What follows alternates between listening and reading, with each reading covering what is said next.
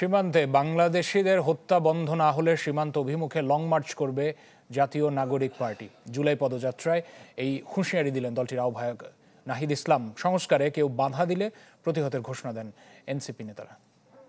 একনল soap, দেশের নম্বর 1 হালাল antibacterial soap. Natural ব্যাকটেরিয়ালাইসিসের সুরক্ষায় ফ্রেশ ও অ্যাক্টিভ সবসময়।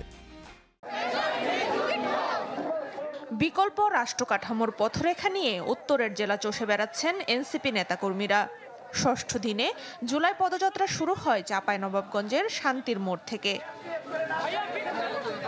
বাতেনখার মোড়, নিমতলা সহ বেশ কিছু এলাকা ঘুরে যা শেষ হয় নবাবগঞ্জ সরকারি কলেজ চত্বরে।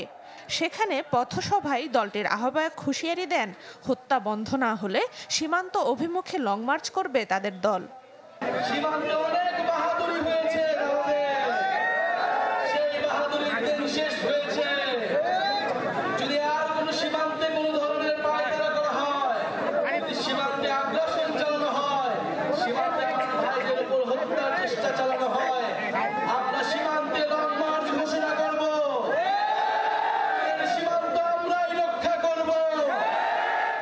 দেশের মৌলিক সংস্কার ও জুলাই ঘোষণাপত্র কেউ আটকে রাখতে চাইলে প্রতিরোধের ঘোষণা দেন এনসিপির সদস্য সচিব।